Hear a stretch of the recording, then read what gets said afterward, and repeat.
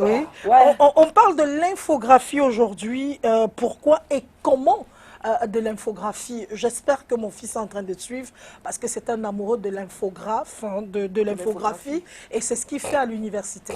J'espère qu'il est en train d'écouter ce qu'on dira aujourd'hui. Il est fan de tout ce qui est infographie. Bonjour et bienvenue. Bonjour, bienvenue, merci. Armand Yomi. Armand Yomi, je suis Armand Yomi, fondateur des établissements SCA. Et je suis ici pour le compte du cabinet Go Ahead qui m'a mandaté pour parler, pour inciter les jeunes à l'infographie, leur parler un peu de ce que c'est, pourquoi, comment, quelle est l'utilité. Alors, pour commencer, on va peut-être planter le décor en définissant qu'est-ce que c'est concrètement. L'infographie, c'est un art. C'est l'art de la création et de la manipulation des images numériques en général. Alors, comme c'est un art dédié principalement aux entreprises, enfin, de toute façon pour la communication,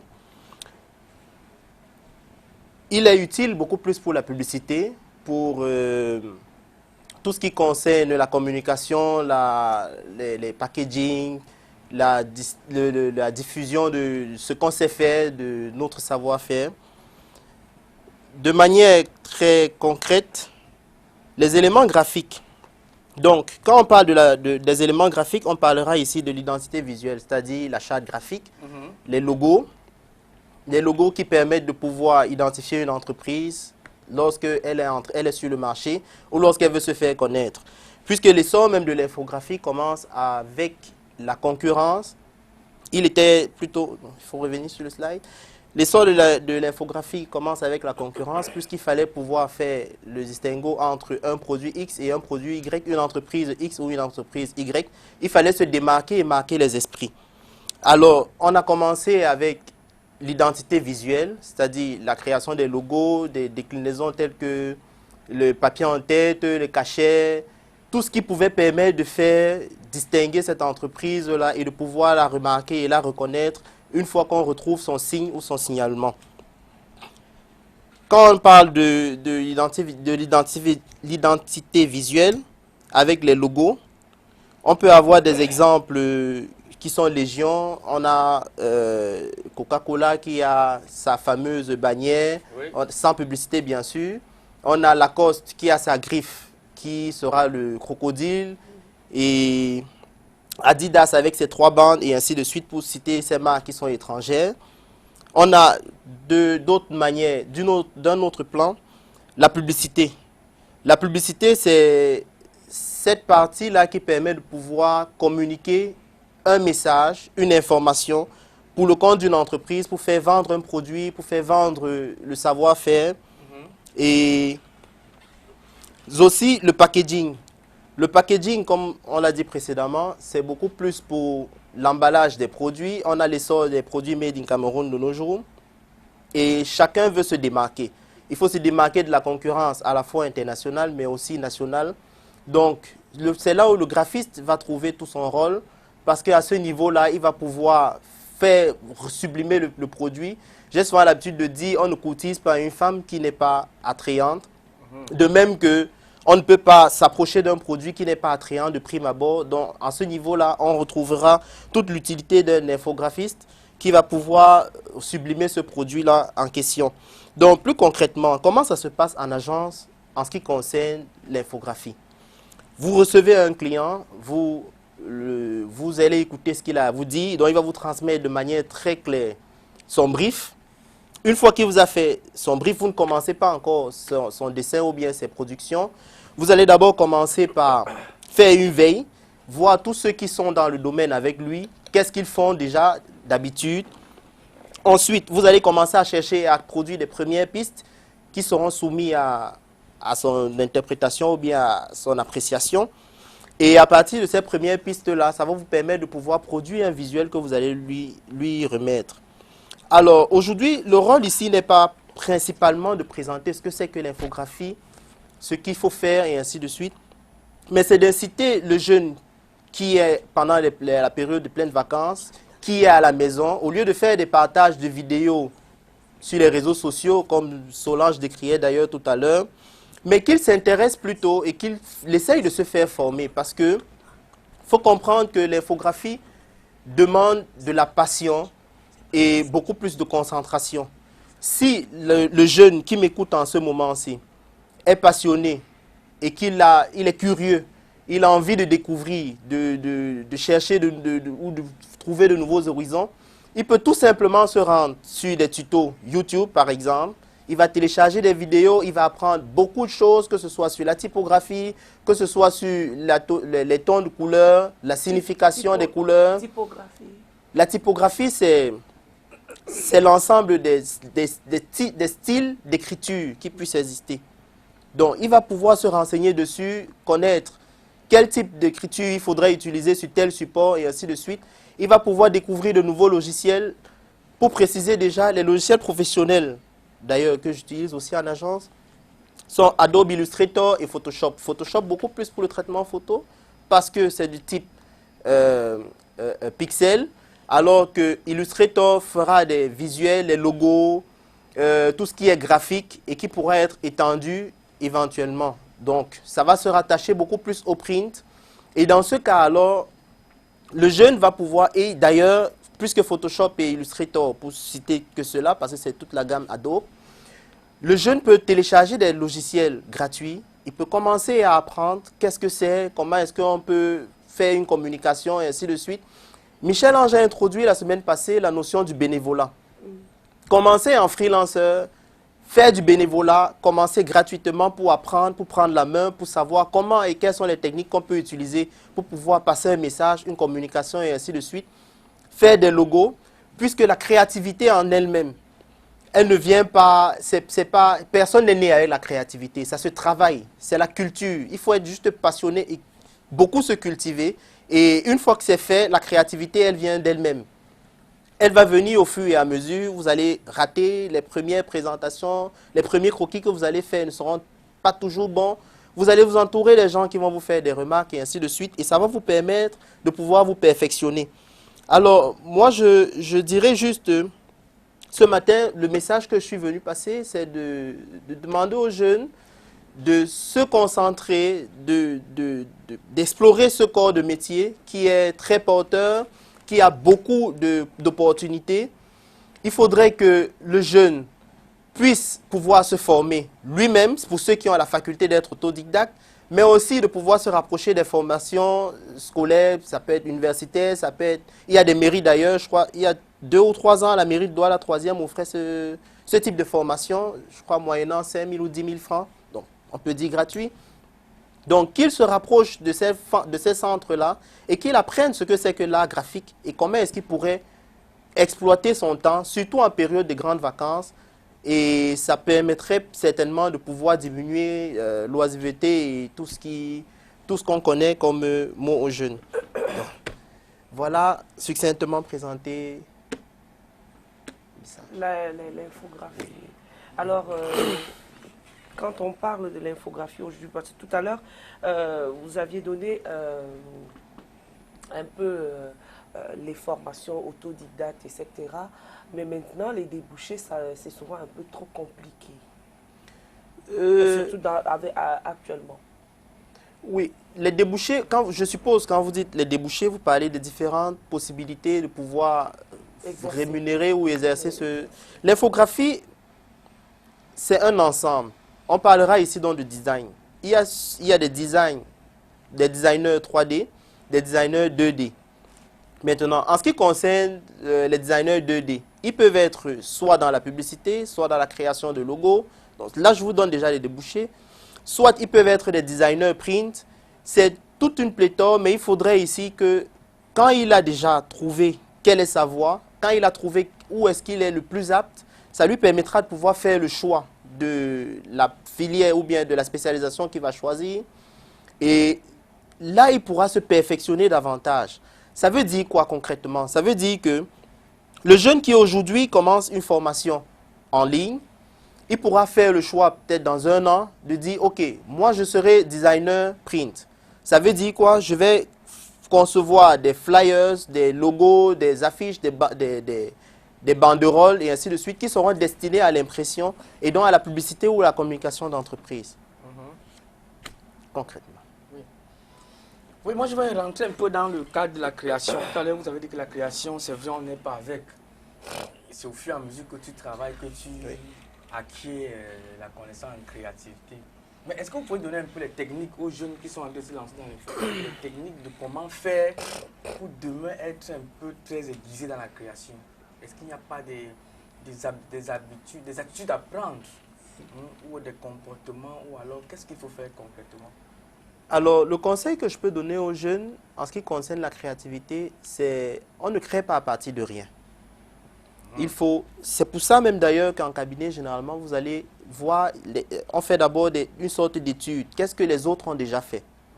Quand vous voyez ce que Calvino a déjà dessiné, ça vous permet d'apporter votre touche particulière et c'est ça qui va améliorer et qui va rendre justement ce que Calvino a fait exceptionnel, particulier lorsque moi je l'ai touché. C'est un peu comme un remix avec la musique. Donc, la créativité, elle n'est pas innée. Ça se travaille. Au fur et à mesure que vous vous cultivez, que vous êtes curieux, que vous regardez tel travaux ou tel autre, ça vous permet de pouvoir développer vous-même des aptitudes et de pouvoir proposer quelque chose de concret aux uns et aux autres qui s'approchent de vous. Parce que finalement, c'est le client qui décide, c'est le client qui choisit. Est-ce que vous pouvez aussi nous expliquer maintenant clairement ce que c'est que l'infographie en général? Parce que généralement, on entend, comme vous avez dit tout à l'heure, infographie 2D, infographie 3D, infographie 4D. Ici, par exemple, chez nous, on a les monteurs vidéo. On a notre chef monteur qui s'appelle Zoloaba.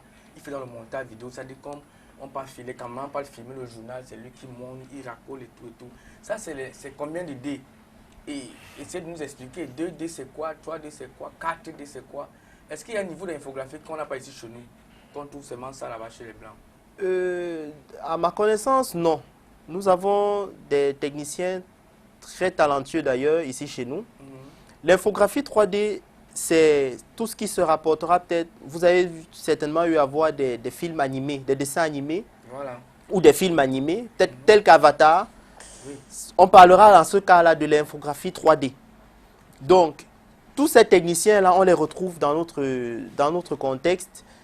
Il suffit juste de pouvoir chercher. Peut-être c'est pas super bien organisé dans notre secteur, mais tout de même, tous ces secteurs-là sont représentés ici.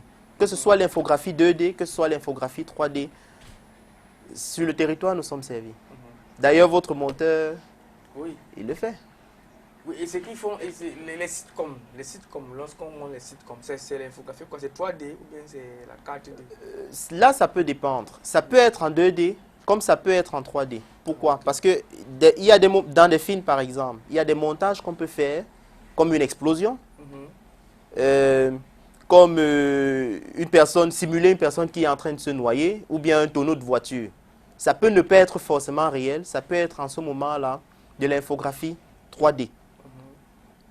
Et maintenant, en ce qui concerne la 2D, c'est vraiment très basique parce que c'est le plan, ce sont des graphismes qui sont plans, qui n'ont pas une certaine texture ou une certaine profondeur comme la 3D. C'est peut-être là où il faut faire la nuance et la différence.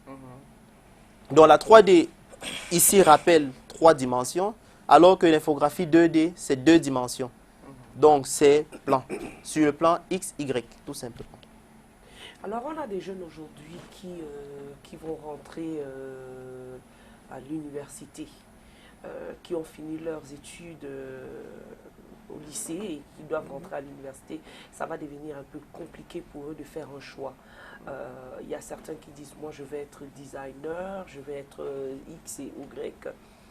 Doit-on passer par l'infographie pour pouvoir réussir à designer, par exemple? Je ne sais pas. Ou alors... si on vous demande aujourd'hui, vous êtes face à un jeune qui veut se lancer dans l'infographie, quels sont les avantages et les inconvénients que vous pouvez lui donner à ce jeune-là qui nous regarde, qui vient devant vous et vous dit, Armand, je veux être infographe, je ne sais pas comment je procède, comment, est-ce que je pourrais m'en sortir, est-ce que je pourrais vivre de ça, parce qu'aujourd'hui les jeunes, ils pensent d'abord à vivre de ça. Oui. Et surtout quand on parle d'infographie, on se dit que c'est un métier un peu dégradant. Tu seras réduit à zéro. Par exemple, il n'y a pas des trucs à faire, juste que les gens n'ont pas un esprit artistique pour pouvoir faire des choses. Est-ce que les entreprises peuvent embaucher des infographes en dehors des imprimeries, etc. Oui. Oui, la réponse est oui. Les entreprises peuvent embaucher des infographes en dehors des imprimeries. Il y a d'ailleurs des entreprises locales.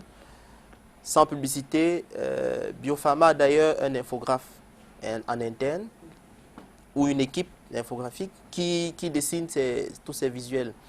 Ça veut dire que si moi je rencontre un jeune qui veut se lancer dans l'infographie, je vais bien évidemment l'encourager parce que c'est un métier porteur et c'est un métier qui paye son nom. Vous savez, il n'y a pas d'entreprise qui n'ait pas besoin de communication, qui n'ait pas besoin de publicité. Toutes les entreprises ont besoin de communiquer, ont besoin de faire de la publicité. Ça veut dire qu'on aura toujours besoin des infographes. Et puis c'est là, de deux. Et là, ça se paye très cher. Là, c'est toujours utile pour un peu, parfois, c'est aussi une expression, c'est aussi une façon de communiquer, une façon, un message. C'est une façon de pouvoir transmettre des idéaux. Alors moi, je vais encourager évidemment le jeune qui va se présenter devant moi à se lancer dans le domaine parce que ça paye, c'est porteur et ça paye vraiment son nom. En tout cas, pour celui qui a atteint un certain niveau de développement, il n'y a pas un temps précis pour atteindre ce niveau-là. Parce que vous allez rencontrer un jeune qui vient commencer ses cours, il a 1 mois de formation, mais il est très talentueux et il est très dynamique. C'est vrai. Il a beaucoup de créativité. Il vous fait des dessins qui sont des créas qui sont complètement hors normes, que vous ne réussissez même pas à vraiment comprendre. Il y a ceux qui feront 10 ans dans le métier et qui ne pourront même pas vous sortir une affiche Est-ce que le mieux qui soit ici, digeste. c'est plus la pratique que, le cours même? Parce que mon fils, lui, il est en première année. En dehors des cours qu'il fait, il fait pratique avec un prof à la maison. Alors, beaucoup de pratiques. Parce que à l'université, on donne juste des cours, Oui. et on ne pratique pas vraiment. Le cours à l'université est très utile. Pourquoi? Parce que derrière cet art graphique, il y a une façon de pouvoir poser les éléments. Puisque ici, il s'agit de transmettre une information, de pouvoir communiquer. Cette façon de pouvoir poser ces éléments-là, ça s'apprend. Vous allez remarquer que quand vous regardez une affiche, votre regard est attiré par un point bien précis. C'est le point qui a été désigné comme étant le plus important pour transmettre l'information ou communiquer le message de l'entreprise ou bien du designer. Alors, maintenant, en ce qui concerne l'aptitude, ça vient beaucoup plus avec la pratique. Vous pouvez partir de zéro, vous vous lancez dans un freelance, vous n'avez aucune notion. Une fois qu'on vous a appris les techniques de base de manipulation de différents outils de logiciels, vous allez vraiment pouvoir vous en sortir.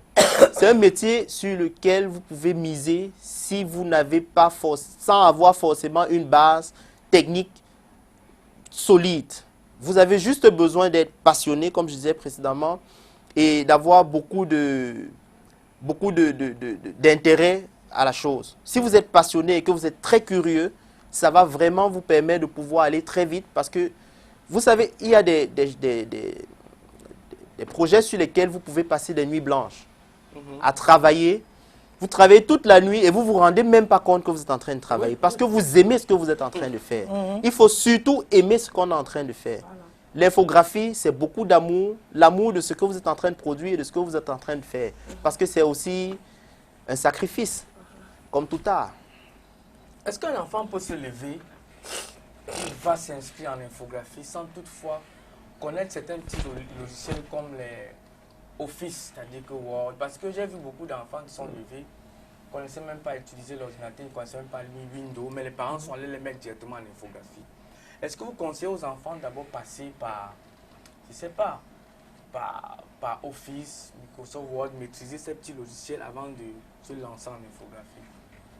Ou alors on peut directement commencer en infographie et puis... Parce qu'on remarque aussi que les infographes font trop de fautes. Hein. Moi, je connais quelqu'un qui a monté un travail pour une entreprise, une grosse entreprise, c'est des millions. Oui. Parce qu'il y avait, c'est pas une faute d'orthographe. Oui. On a annulé tout. Et la société où il travaillait a endossé. Donc, c'est d'où ma question. Est-ce que...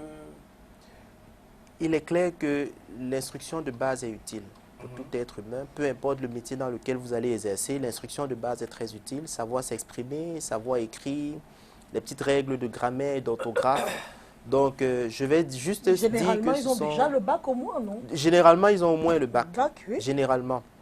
Alors, maintenant, en ce qui concerne les logiciels tels que Office, la gamme Office, si on parle du pack Office en général...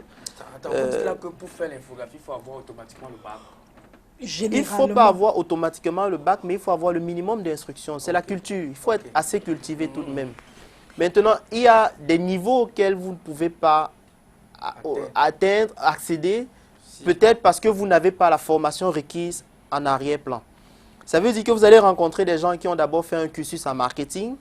Ils ont une base solide en ce qui concerne la communication ou la publicité. Et lorsqu'ils rentrent dans les arts graphiques, celui-là ne sera pas comme l'infographe qui est sorti du collège pour aller directement s'inscrire. Ce ne sera pas pareil. Ça veut dire qu'il peut d'abord commencer par une formation universitaire, soit en communication d'entreprise, ou encore en marketing. Et quand il a pu acquérir toute cette petite base, cette connaissance sur la communication, sur comment transmettre ou transférer un message, maintenant il peut maîtriser l'art graphique qui lui permet de pouvoir poser tout cela sur un support et pour rendre le message plus fluide. Tout simplement. Maintenant, est-ce que le dessin manuel est obligatoire pour faire l'infographie? Parce qu'il y a des gens, par exemple, quand So citait son fils, moi je sais que son fils est d'abord un bon dessinateur. Mais il y a des enfants qui n'ont jamais dessiné. Ils se lèvent le matin et disent qu'ils veulent faire l'infographie. C'est pour ça que je pose la question, est-ce que le dessin manuel est nécessaire pour faire l'infographie ou alors pour être un bon infographe? Je dirais non. Le dessin manuel n'est pas indispensable. Les graphistes, ça commence depuis l'âge de pierre. Les graphistes dessinaient déjà sur les pierres dans des grottes. Mais de nos jours, on a ajouté informatique. Ça veut dire que pour celui qui maîtrise, par exemple, l'art graphique, dessiner avec le crayon, il peut dessiner donc sur une tablette graphique. Mais pour celui qui n'a pas la maîtrise de cet art-là, il peut utiliser et être assisté complètement par un ordinateur. Mais est-ce que ça peut être un plus? C'est forcément un plus. Oui. C'est forcément un plus parce qu'il a une aptitude que les autres n'ont pas. C'est forcément un plus, mais ça ne veut pas dire que celui qui ne sait pas dessiner, ne peut pas dessiner sur une feuille, bien sûr, ne peut pas être un bon infographe. Il peut être un très bon infographe, même sans avoir le b.a.-ba du dessin sur la feuille. Parce que de toute manière, les logiciels aujourd'hui tendent à pouvoir assister dans le travail, tendent à pouvoir assister. Vous savez, sur une feuille, quand vous avez commencé un portrait, si vous avez raté la forme de la bouche, gommer, ça fait de salissure. Ce n'est pas la même chose. Alors que sur l'ordinateur, vous pouvez revenir, vous pouvez modifier, vous pouvez vous télécharger une image, télécharger un graphe qui a déjà été fait ailleurs, venir coller. Et ça vous aide à pouvoir aller un peu plus vite. Donc, il ne faut pas nécessairement avoir une compétence ou une aptitude en dessin manuel pour pouvoir être infographe. Oui, c'est vrai. Bon, généralement, tout à l'heure, Meg s'est posé une question par rapport aux entreprises qui recrutent les infographes. Oui. Mais, à ma connaissance, ce n'est pas trop d'entreprises. Parce que c'est que les infographes, bon, sauf s'ils ont fait des grandes écoles, comme vous dites. Mais, généralement, les infographes, leur point final, c'est les imprimeries. C'est-à-dire que, ici, à Douala, par exemple, c'est que les imprimeries sont versées à quoi? Là, un gars fait sa petite formation, peut-être d'1 an ou 2 ans. Il va se recycler en imprimerie, où il y a un département infographie. Donc, du coup, il apprend les couleurs, comment, parce que l'infographie plus imprimer, ça marche ensemble. On sait qu'il monte en infographie, il envoie à l'imprimerie. Et l'imprimerie, de temps en temps, modifie. Non, ne met pas telle couleur, parce que ça ne doit pas passer dans la machine et tout et tout. Oui. Donc, ma question, c'est déjà que les débouchés des infographes. Oui. Des entreprises, généralement, ils quittent dans les entreprises, ils viennent dans les imprimeries.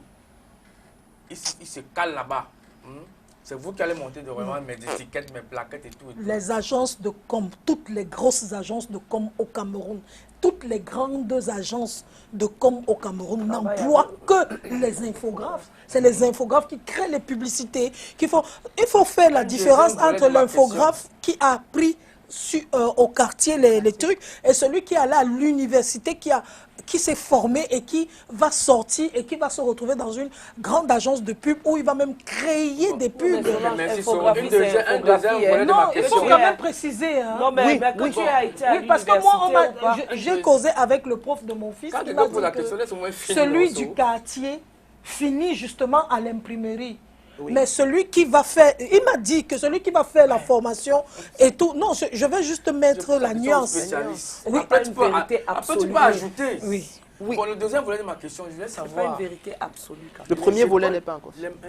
Premier volet. Oui, le premier volet, c'était en fait ça. Et le deuxième volet maintenant, c'est existe-t-il en dehors de l'université des véritables écoles d'infographie où on est vraiment spécialisé au Cameroun? Non, une Alors, école. Une école, les universités, Les oui. universités, oui. Bon, je réponds déjà à la première question. Il y a des centres En ce qui de concerne formation les, aussi, non? les débouchés, il y a le centre de formation. Voilà. En ce qui concerne les débouchés, comme j'étais en train de dire, je crois à l'entame de mes propos, j'ai parlé de ça, il y a plusieurs types d'infographes. Il y a des infographes qui seront print, il y a des infographes qui seront UX designer, il y a, pour être plus terre à terre, ce sont des infographes qui vont pouvoir vous produire des contenus qui vont être destinés à la diffusion sur les réseaux sociaux, par exemple. Il y a des infographes ou des web designers qui vont pouvoir vous désigner des sites web. Il y a ceux qui vont pouvoir vous faire des dessins pour la manipulation facile des logiciels.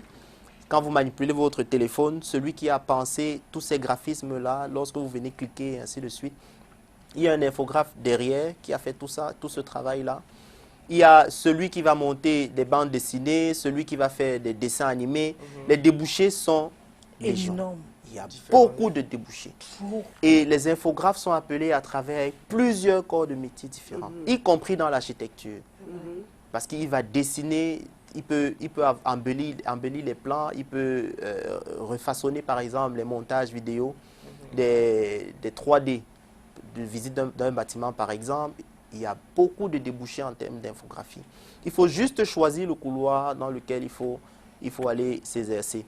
Mais pour accompagner Solange, l'infographie, comme j'étais en train de dire d'ailleurs précédemment, l'infographie, ça dépend du type de formation que vous avez eu. Celui qui a eu une base en marketing ne fera pas l'infographie comme celui qui est sorti directement de l'école, il est allé se faire une petite formation au quartier. Souvent, on confond infographe et secrétaire. C'est souvent la nuance qu'il faut faire.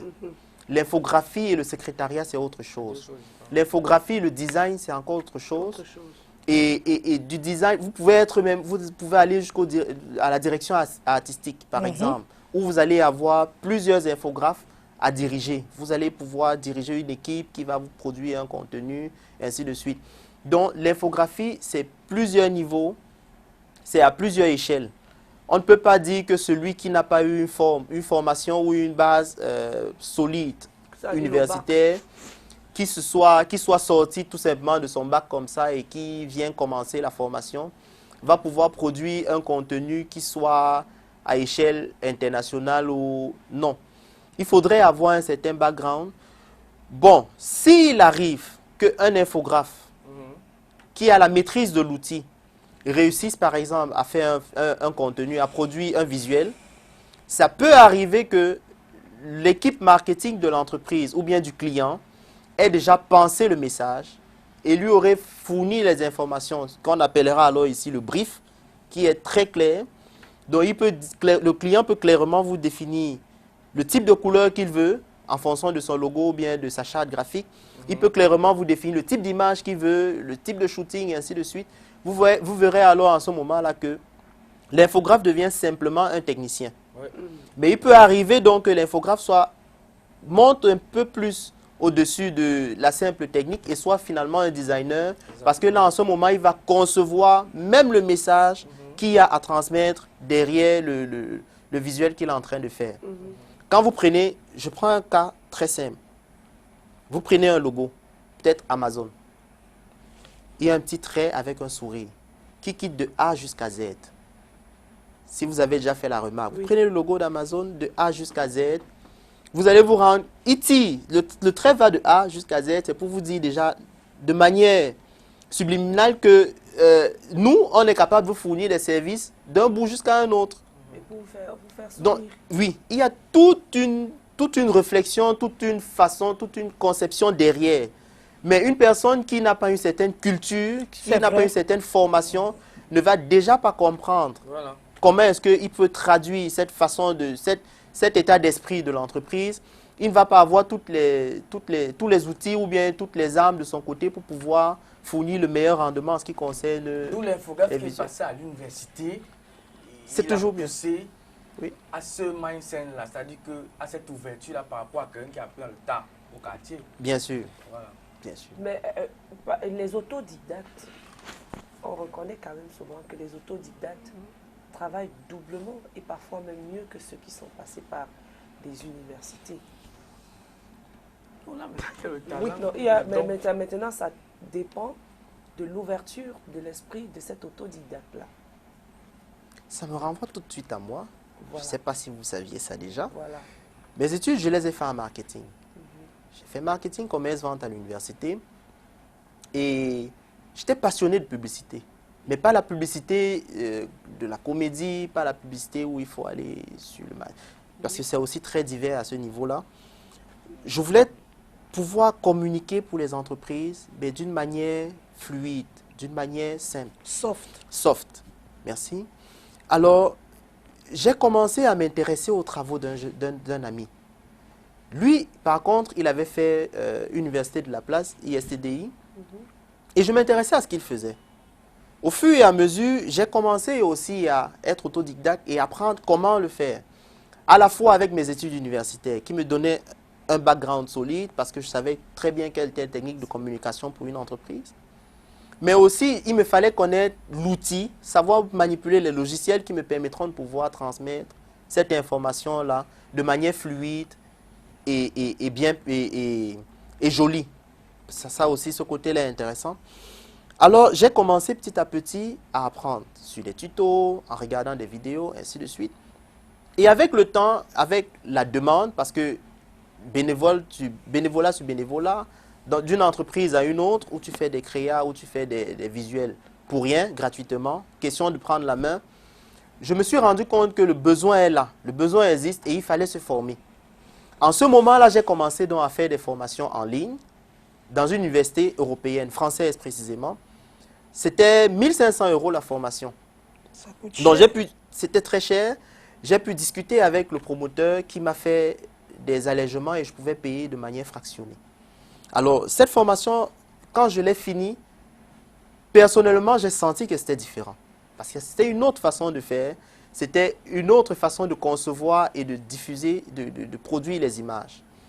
Donc, pour dire que une personne peut être autodidacte, mais il faudrait qu'elle se donne les armes de pouvoir améliorer ce savoir-faire-là. Elle peut être juste passionnée, elle n'a pas d'outils, elle commence à partir de rien. Peut-être elle a juste une formation. D'ailleurs, j'ai rencontré des gens qui étaient des comptables avant et qui sont aujourd'hui devenus des directeurs artistiques. Ils quittent de la comptabilité pour devenir directeur artistique. Il a fait ses preuves, il a fait 20 ans dans le métier. Il est rompu d'infographie, de design de toute façon. Mais pourtant, ce n'était pas ça sa formation de base. Juste qu'il était curieux, il était passionné et il aimait. Il a plus aimé le travail. C'était même pas un travail pour lui, en fait, c'était une passion. Donc, il ne travaille pas. Pour lui, il s'amuse.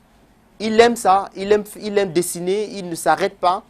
Il a une agence. Il compte plus de 10 infographes. Mais il ne s'arrête pas de dessiner. Il dessine toujours avec eux. Pourtant, c'est lui le boss. C'est juste qu'il est passionné. C'est juste que il est vraiment amoureux de ce métier-là.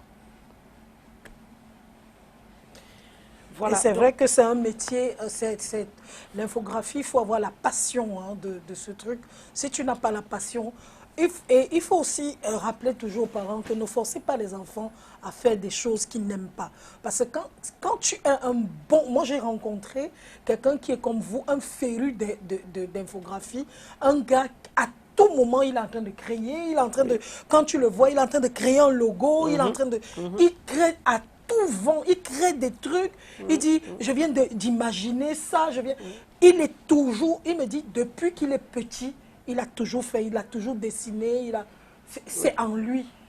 Et il ne s'arrête pas, même avec même sa tablette est connectée, il travaille seulement comme ça. Voilà, c'est ça la passion. Malade. C'est ça la passion. C'est aussi ça, un mec à qui vous demandez un logo, vous l'appelez peut-être à 10 heures. Oui. Avant 15 heures, il vous a déjà donné au moins 10 types. À vous de choisir. c'est ça le métier, c'est ça le talent, c'est ça la passion du travail aussi. L'infographie, ce n'est pas un travail. C'est juste une passion. C'est un art, même. Moi, je voulais revenir sur sur le process par rapport à l'info. Quand nous, on voit aujourd'hui, par exemple, c'est les jeunes, quelqu'un, par exemple, excusez-moi, qui te fait communication des organisations. Oui. Est-ce que tu fais communication des organisations, tu peux lier cela avec l'infographie? Je demande. Oui, oui, On peut tout lier avec oui, l'infographie. on peut tout lier avec l'infographie. Absolument tout. Mhm. Vous avez besoin des infographes sur ce plateau, vous avez besoin des infographes lorsque vous communiquez sur votre entreprise, si vous ouvrez, que ce soit un salon de coiffure, que ce soit une boutique, peu importe ce que vous allez faire, vous pouvez lier à un infographe. Pourquoi? Parce que vous auriez toujours besoin de faire connaître ce que vous êtes en train de faire. Et si vous avez besoin de faire connaître ce que vous êtes en train de faire, forcément vous aurez besoin d'un professionnel de la chose qui va pouvoir vous donner le bon conseil et qui va pouvoir transmettre de manière plus fluide et plus agréable ce que vous voulez dire à votre population cible. Donc l'infographie, c'est dans tous les secteurs, vous allez absolument les trouver partout. D'accord, donc ça veut dire qu'il faudrait dès à présent qu'on s'habitue à ce métier, à ce corps de métier qui n'était Qui est pas... très vieux d'ailleurs. Qui est très vieux d'ailleurs, mais Oui. c'était pas encore très Méconnu connu, ici. Oui. au Cameroun particulièrement, Oui. et même en Afrique. Et donc ça veut dire que l'infographie fait partie intégrante de toutes les dans les entreprises. Même les ONG, toutes. Quand je parle Absolument, d'entreprise, oui. y compris les ONG, fondations, Oui, établissements, partis politiques, absolument tout. tout le monde. Donc ça veut dire que même si on crée une entreprise, quand on crée une entreprise, on devrait avoir une partie où on parle on devrait avoir un département où il y a carrément l'infographie. Si quelqu'un décide d'ouvrir une entreprise, par exemple. Bon, maintenant, ça dépend de la grandeur ou bien du type d'entreprise auquel vous êtes en train de faire face. Si c'est une très grande entreprise, peut-être elle gagnerait à avoir un infographe. Mais par expérience, généralement, les entreprises préfèrent travailler avec des agences. Parce que un infographe qui est refermé dans une entreprise limite sa créativité dans un cercle. Alors que les agences ont toute une pléthore oui, il y a tout le temps des défis, il y a tout le temps des projets différents, les uns que les autres, de telle enseigne qu'ils ont une ouverture d'esprit qui soit beaucoup plus grande. Et encore, c'est très souvent 2, 3 ou 4 personnes qui réfléchissent sur le même produit. Ce qui veut dire que le résultat ne sera pas forcément le même. Et même si vous avez 4 personnes dans votre équipe, 4 infographes dans votre équipe, en entreprise, le fait qu'ils ne soient pas tout le temps en contact avec d'autres projets qui va permettre ou susciter cette créativité, cette ouverture d'esprit-là, ça pourra limiter vos visuels et peut-être à la longue, ça pourra jouer. Pas forcément, mais c'est une nuance, c'est possible que ça puisse arriver comme ça. Mais la plupart des entreprises en général préfèrent travailler avec des agences. Parce qu'ils sont sûrs au moins d'avoir un résultat qui va être proche de leurs attentes. C'est toute une équipe qui travaille sur un produit.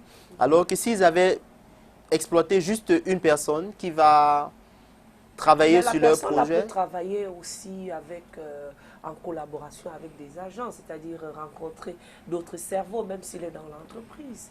Ça dépend si la personne est ouverte d'esprit ou pas. Bien sûr. C'est beaucoup d'argent, parce que si on va déjà donner l'argent à l'agence, il faut encore donner l'argent au gars. Il est salarié. C'est beaucoup, hein? Il est salarié. Non, moi je ne parle pas dans ce terme-là. Je parle dans les termes où je travaille dans une entreprise et je suis salarié certainement à la fin du mois.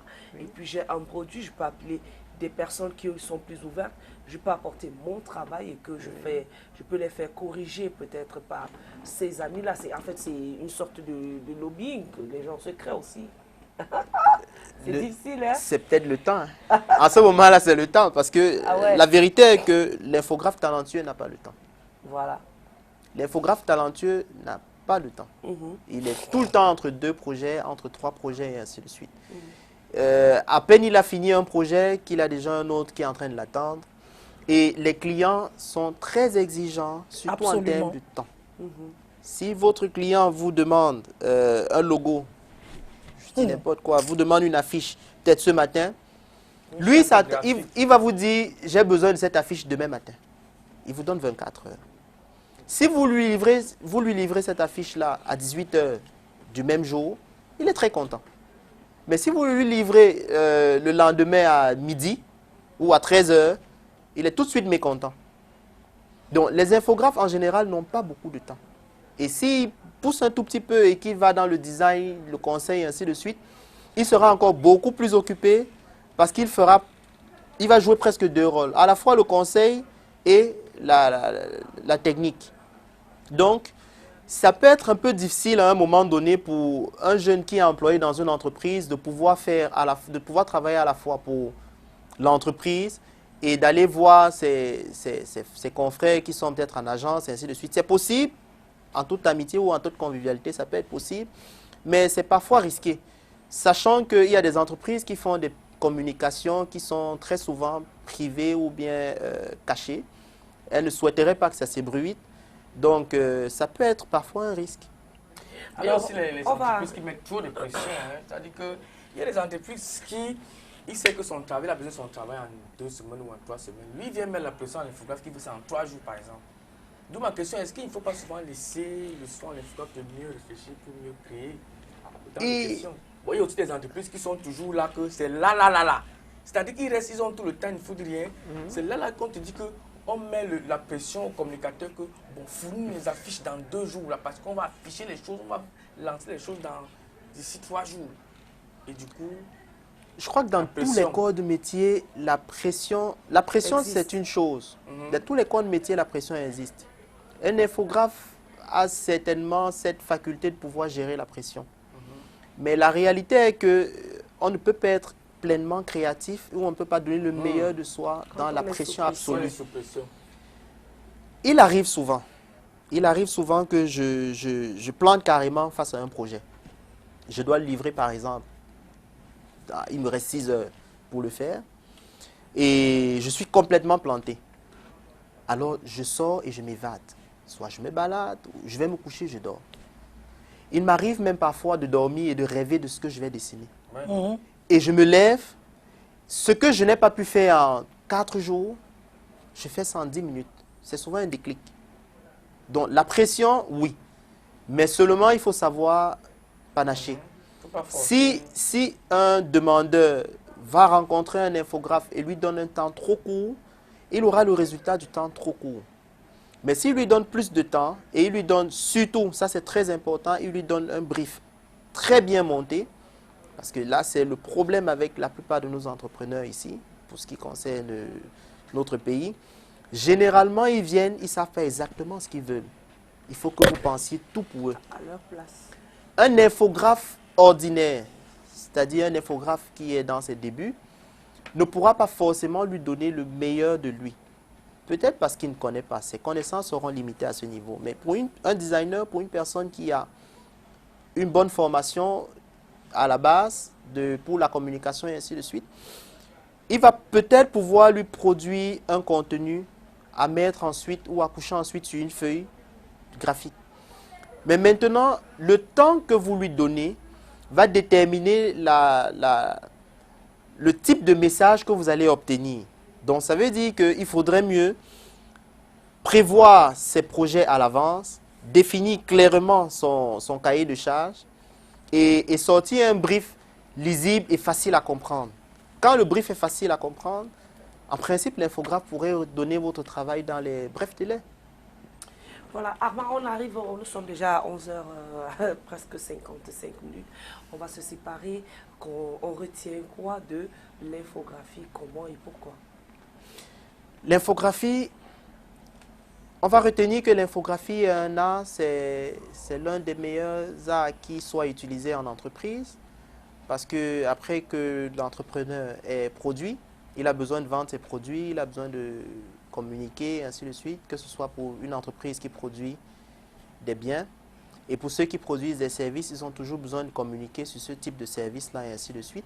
Alors, ce qu'on va retenir, c'est que l'infographie, ça peut s'apprendre à la maison, ça peut s'apprendre chez soi, ça peut aussi s'apprendre à l'université.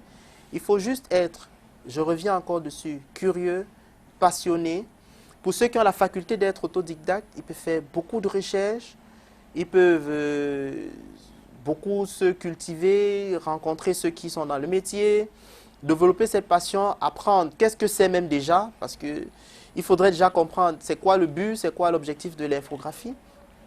Et maintenant, une fois que vous avez développé toutes ces facultés-là, que vous avez développé toutes ces compétences, ça vous sera un peu plus facile de pouvoir commencer à proposer votre aide, vos services, même ne serait-ce qu'en tant que bénévole, parce que nous, on prône beaucoup le bénévolat. D'ailleurs, je suis alumni de la Cameroun Leadership Academy, je tiens à préciser.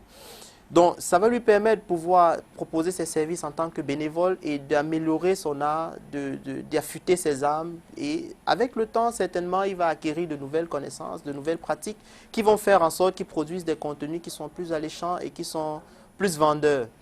Et pourquoi pas faire de ça ou de cet art-là son gagne-pain, son vivre, parce que ça peut nourrir et ça nourrit son homme. Et c'est ce qu'on peut retenir de l'infographie en bref. Merci beaucoup. En tout cas, merci énormément. On se passera ensemble la semaine prochaine. Peut-être. On vous retrouve où? On me retrouve par le site www.mondebio, sans E, mondebio.com, ou par téléphone 655 87 40 59. Voilà, merci. C'est la fin de ce rendez-vous de ce mercredi. On se retrouve demain, jeudi, s'il plaît à Dieu, pour une autre édition de ce rendez-vous. Soyez là, soyez au rendez-vous. Portez-vous bien, bon appétit. Ciao. Au revoir. Merci.